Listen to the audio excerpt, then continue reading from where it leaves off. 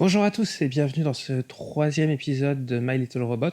Aujourd'hui, je vais vous montrer comment j'ai connecté la manette d'Xbox à mon PC qui va me permettre de directement communiquer avec l'Arduino afin de contrôler les différents moteurs du robot.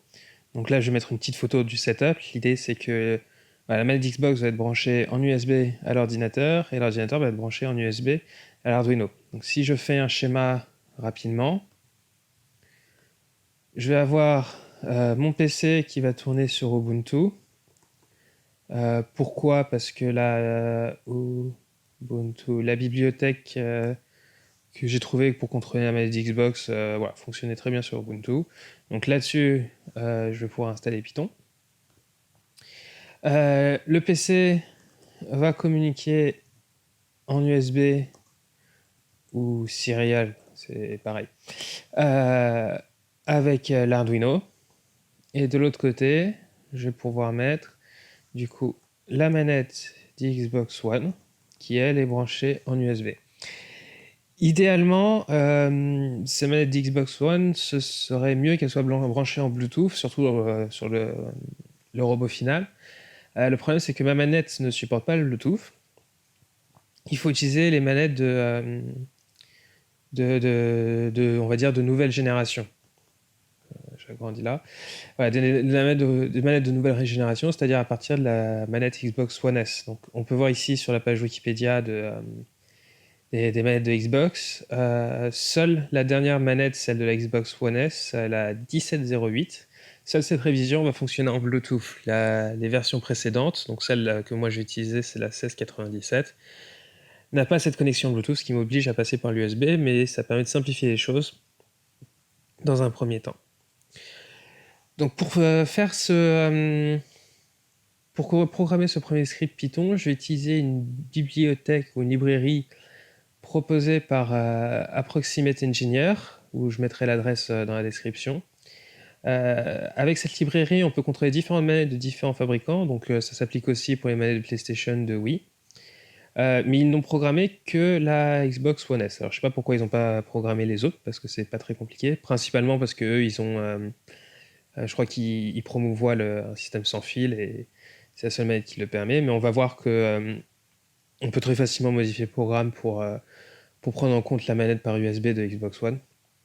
Donc j'ai ici les différentes fenêtres dont je vais avoir besoin. Donc la première, ça va être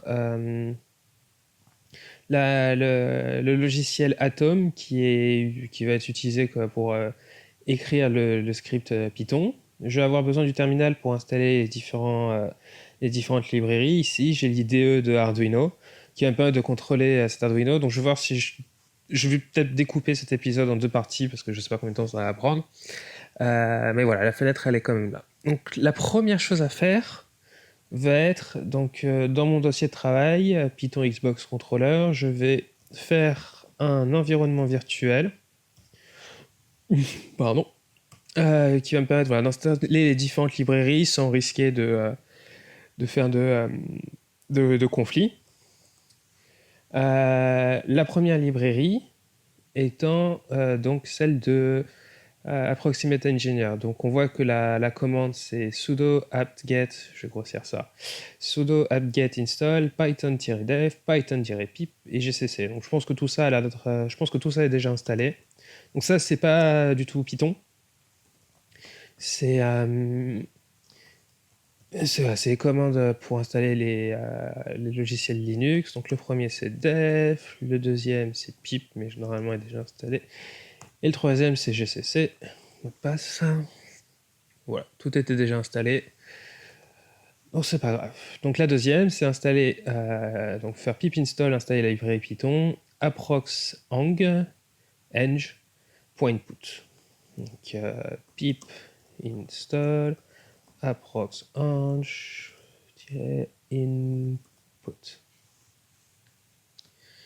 Voilà. Donc ça c'est fait. Et à partir de là, on va pouvoir donc travailler sur Python. Donc ma manette Xbox est connectée. LS USB pour vérifier qu'elle est bien connectée. Donc on voit qu'elle est reconnue ici. Donc sur le bus 02, device numéro 6, ça on va pas en avoir besoin. Ce qui est important, c'est de voir Microsoft Coop. Avec ce qui est sur mon ordinateur, c'est le seul chose. Typiquement, voilà, là je la débranche. Je relance USB, il est plus dans la liste. Je le rebranche. J'arrive à trouver le port. Voilà. Elle a vibré. Et voilà, donc elle est toujours ici. Donc ça, l'ordinateur au moins reconnaît la manette, ça c'est pas un souci. Deuxième chose maintenant, c'est voir comment utiliser donc, ma manette de Xbox One à la place de la manette de Xbox One S. La première chose à faire, c'est déterminer quels sont les différents identifiants de la manette. Et pour ça, donc, il propose un petit script. Bon, script, c'est 2 lignes qui vont donner la valeur, on va dire les 2 valeurs les plus importantes qui vont être ces deux-là. Surtout voilà, c'est le product number, qui est la raison pour laquelle, pour le moment, Approximate Engineer ne va pas reconnaître l'ancienne manette d'Xbox. Il suffit juste de changer cette valeur. Donc on va faire ça dans une seconde. L'avantage étant qu'on va pouvoir profiter d'input mapping des différentes touches de Xbox One S, qui est exactement la même que l'ancienne. Donc pour ça, il faut donc utiliser ce script listDevice qu'on trouve sur leur site GitHub. Donc c'est deux lignes. Donc on va directement taper ça dans le terminal. Alors, Python, from approx and input.controller, import, je sais plus ce que c'était, print devices. C'était pas ça. Approx input controllers. Voilà. Et ensuite, print devices. Alors, donc voilà.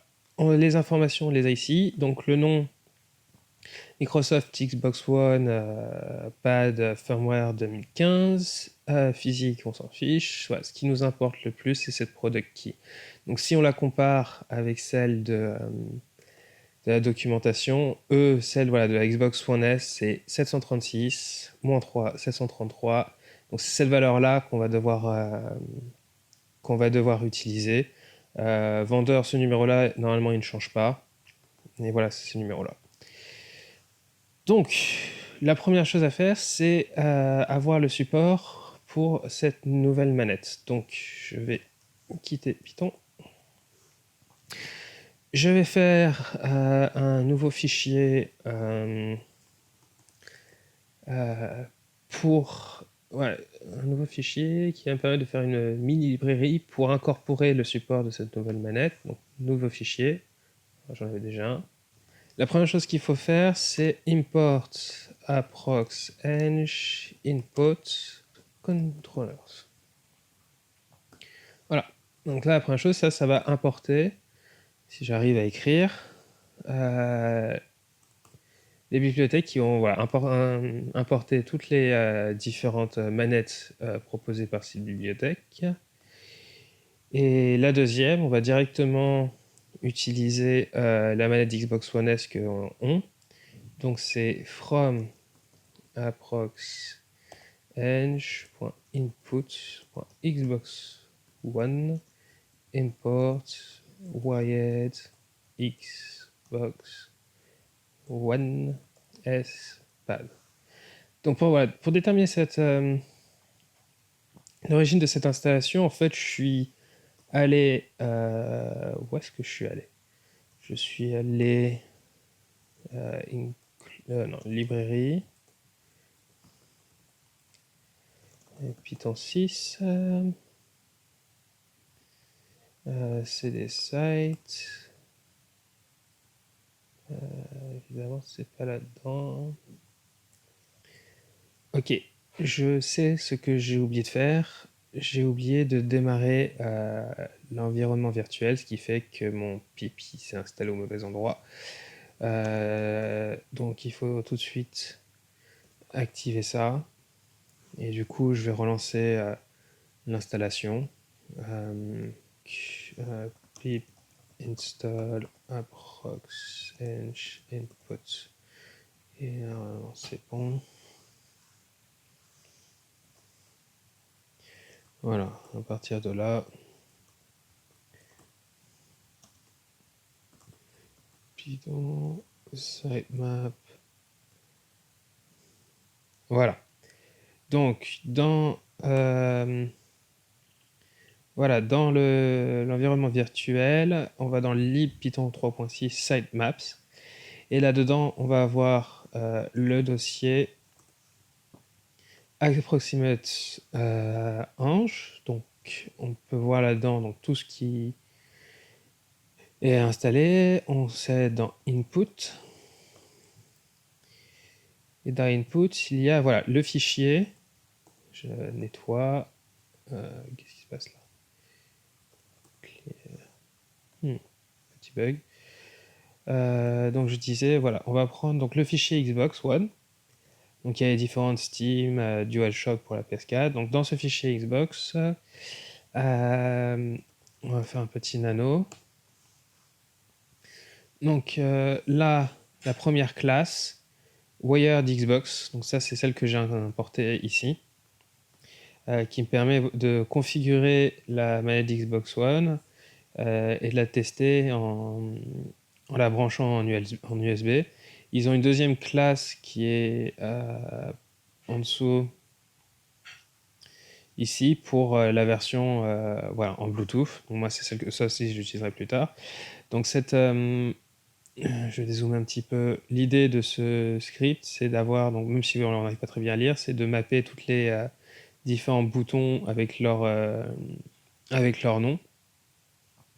Mais la chose qu'on peut voir, c'est que tout en haut, voilà, les variables globales, on va dire, données pour les classes. Pour la première, donc la Xbox branchée, ça va être le vendor ID, donc 1118, donc ça c'est la même que la mienne. En revanche, product ID, c'est la 746.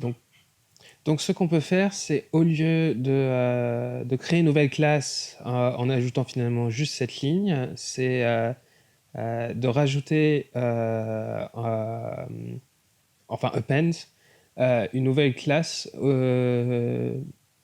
avec différentes valeurs. Donc ce que je vais faire en gros, donc voilà, je vais l'écrire et on va comprendre. Donc je vais définir à partir de des, des identifiants de ma manette un nouvel vendor ID. Donc celui-là, ça va être le même. Donc comme ça, voilà, on le garde. Et surtout, donc le product ID, c'est lui qui va être différent de la manette d'Xbox One S, qui est donc ici c'est 146. Et à partir de là, on va append donc à la librairie approxeng inputs.controllers.append. Donc cette ligne-là, je n'ai pas vraiment inventé. Je suis allé dans la documentation, ajouter une nouvelle manette, donc qui a clone controller. Donc voilà, j'ai recopié ici. Donc eux, ils montrent l'exemple pour la DualShock. Moi, je prends celle de la Xbox One. Donc j'ai copié ce qui avait écrit ça. Et maintenant, on va mettre les nouveaux détails en argument. Donc le dictionnaire, c'est constructor.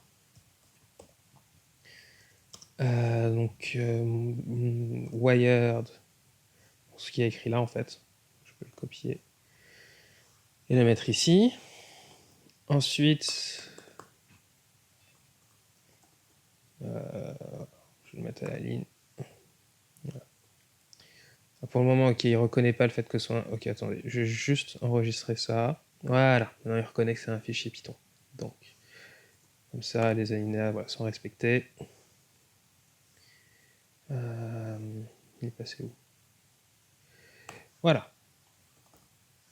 Donc, le deuxième entrée, c'est le vendor ID. Vendor ID. Hop. Et moi, je vais mettre donc ma variable ici. Oups. Vendor ID. Et finalement, le product ID. Et de même, product ID. Donc, avec ce fichier-là, je vais pouvoir, donc là je viens de le sauvegarder, je vais pouvoir du coup, en théorie, reconnaître ma manette d'Xbox. Donc la première librairie qu'il faut importer, ça va être celle d'Approxenge. Puis on va importer la fameuse custom librairie qu'on a faite. Et ensuite, il va y avoir les librairies que je vais appeler utiles. Qui vont me permettre voilà, de faire des pauses dans le cycle, de poser le programme parce qu'on va se retrouver avec des boucles infinies, etc. La première librairie qu'on va importer, c'est pour détecter et se connecter à une manette d'Xbox. Donc c'est import.controllers import find any controller. Donc ça va faire une petite condition pour vérifier que la manette est bien branchée. La deuxième que je crois qu'on doit utiliser, c'est input.controllers import controller resource. Donc ça va être, je crois, pour enregistrer les différents boutons qui vont être appuyés. Ensuite, il faut importer donc notre fichier Xbox Xbox One 2015 pour avoir notre nouvelle manette. Et ensuite, pour les utiles, on les mettra au fur et à mesure. Donc la première fonction à écrire, c'est donc pour se connecter à la manette. Donc je vais faire une nouvelle fonction, connect to Xbox controller. Et là-dedans, on va devoir définir d'abord deux variables, devices controller. Donc là, je me base sur un modèle qu'on peut trouver sur leur site. Donc on va les mettre vides. Voilà. On va faire une boucle while controller is none. Tant qu'il n'y a pas de manette, on va essayer d'en trouver une. Donc on va utiliser find any controller. Et cette fonction va nous donner trois variables qui vont être the device, controller et physical address. Voilà. Si ça marche pas, donc si on a une exception, au lieu de mettre quelque chose de général, on peut utiliser IO error, ce qui nous permet d'attraper autre chose s'il y a un problème. Donc là, on peut écrire le message, donc celui qui est écrit sur leur site, no control found yet. Pourquoi pas. Et maintenant, on va pouvoir faire une pause, le temps qu'il attende au cas où on essaie de brancher. Donc, on peut faire time sleep, sans majuscule, 0,5 secondes. Donc, dans les notes utilitaires, import time. Voilà. Donc, à partir de là, on a notre fonction pour savoir si on trouve la manette. J'ai oublié une ligne qui est le return. Donc, il faut retourner true. Devices, controller, physical address. Et il nous faut une deuxième partie de la fonction qui est pour fermer la communication. Donc ça va être unbind function, binding by controller. Donc cette fonction, il faut l'importer. Je savais bien qu'il en manquait un. Approx eng.input.controllers import by. Alors, donc voilà, donc ça va permettre lorsqu'on aura voilà, lorsqu'on pourra arrêter le script, ça permet de proprement arrêter, arrêter le script. Donc lui, il faut lui donner le device qui est égal dans notre cas à device, donc c'est cette valeur qui est ici. Pareil pour contrôleur égale contrôleur. Et je pense qu'il lui faut physical address aussi. Non, c'est pas ça. La dernière option, c'est print event. Donc ceci, je sais pas ce que elle fait exactement. J'imagine c'est dire s'il se passe quelque chose. On va la mettre dans false. Voilà. Donc maintenant, on a on a presque tout ce qu'il faut. Il faut lui donner donc la fonction que lorsqu'on l'appellera, tout s'arrêtera. Donc ça, on va l'enregistrer. J'ai l'impression d'avoir oublié d'appeler cette fonction pour le démarrage. Mais là, je suis en train de regarder mon modèle et ça va être bête ce que je vais dire. Mais je ne sais plus comment j'avais fait. On va le faire tourner et on va voir ce qu'il me dit. Parce que là, je suis un peu sceptique, mais j'ai envie de dire on va apprendre en même temps.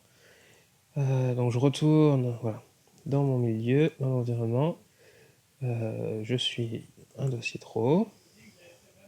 Clear, voilà. Donc, on va appeler Xbox Serial. Cannot import controller resource. Alors, est-ce que j'ai fait une faute? Controller resource. Je ne dirais pas si j'ai fait une faute. C'est que c'est pas contrôleur ici, c'est select binder. Et c'est pareil pour lui. Voilà. Et maintenant, ça a l'air de compliqué, mais donc, je vais faire une pause ici. Ok, donc en fait, je pense pas que j'ai oublié quoi que ce soit, donc c'est pas grave, je vais continuer. Donc on va appeler cette fonction à la fin du programme. Donc en dessous du try, parce que sinon je vais pas avoir de réponse, on va juste faire un petit print I am here. Donc voilà. Si la manette est connectée, techniquement, si voilà, on fait tourner le script dans le terminal, voilà. Donc on arrive à détecter la manette qui est branchée. Donc ça c'est cool. Maintenant, il faut enregistrer les différentes commandes qui sont appuyées. Donc pour ça, en dessous de cette fonction-là, on va faire un wave controller resource as joystick. On va pouvoir faire une boucle. Donc maintenant que contrôleur resource va s'occuper de contrôler, de connecter la manette. Joystick. On va pouvoir faire une boucle tant que joystick connected. On va pouvoir vérifier si quelque chose, si un bouton a été appuyé.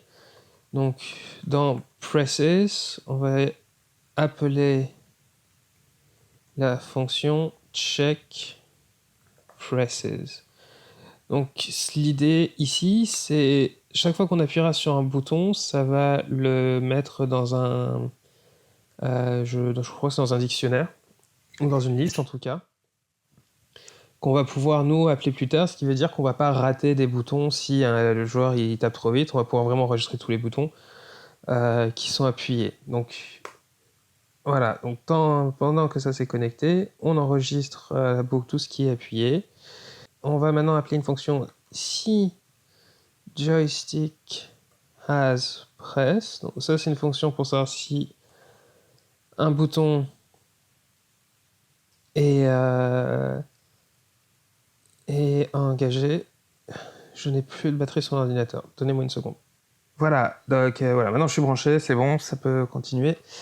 Donc maintenant, si c'est appuyé, ce que je disais, c'est donc voilà, for presses in joystick.press. On va faire un print presses. Voilà, donc l'idée, normalement, c'est que si j'appuie sur la touche, ça va vérifier, voilà, pendant le cycle, ça va vérifier tout ce qui a été appuyé. S'il y a quelque chose qui a été appuyé, on va regarder tout ce qui a été appuyé et on va l'imprimer. Donc on va tout de suite faire tourner ça. Qu'est-ce que j'ai fait? Ah bah, bah non, il n'y a pas de... Bon, I'm ready n'a pas cliqué. Bon, ça a l'air de marcher. J'ai un doute, mais cette fonction, elle n'est pas appelée, du coup. Ok, en fait, cette fonction-là, ouais, j'ai oublié comment l'utiliser. Donc en fait, là, ça permet juste de vérifier qu'on est capable de se connecter à la manette. Mais finalement, la connexion, elle va se faire automatiquement dans cette boucle. Donc j'ai raconté un peu des bêtises, mais c'est pas très grave. Je vais voir comment je vais rattraper au montage. Donc cette fonction, en pratique, on peut l'oublier. Donc je vais la mettre en commentaire. Tout se passe dans ce petit truc-là. Donc, ce qu'on va faire, juste pour y voir quelque chose, on va ici écrire I am waiting. Voilà, juste. Donc, je reclique ici. Hop, hop. Voilà. Pint. Oui, j'ai envie d'une bière. Voilà, I am waiting. Et maintenant, si j'appuie sur les différentes touches de la manette, on voit que j'enregistre quelque chose. Les joysticks, pour le moment, ne fonctionnent pas, parce que c'est un petit peu différent. Mais voilà, les flèches fonctionnent, Start, Select, même le Home button, il fonctionne. R1, R1, donc là, on voit qu'il y a différents codes. Donc, ok, CR, triangle, croix, carré, c'est les noms de Xbox. Parce que si je retourne sur le site d'Approximate Engineer, Standard Names, il nous donne un tableau, donc des noms Standard Names que eux, ils vont utiliser. Donc square, triangle, tout ça, et à quoi ils correspondent sur chacune des manettes. Donc on voit que sur la manette Xbox One, donc le carré, ça va être le X, le cross, ça va être le A. J'ai jamais eu de PS4, ni de PS3, ni de PS tout court, donc je sais pas exactement où et quoi, mais j'imagine que c'est équivalent. Donc là, on arrive à faire à détecter les différents boutons à utiliser pour, du coup, pour pouvoir contrôler l'Arduino. Donc voilà, donc ça, je pense que je vais faire dans une deuxième partie, où je vais programmer ces boutons-là pour leur donner un code un peu plus pratique pour nous et détecter aussi les axes, car si j'appuie sur le bouton, donc le stick droit ou le stick gauche, ça marche, mais il n'arrive pas à détecter les axes. Donc je vais faire ça dans une seconde partie, donc je vous vois à très bientôt. Allez, ciao!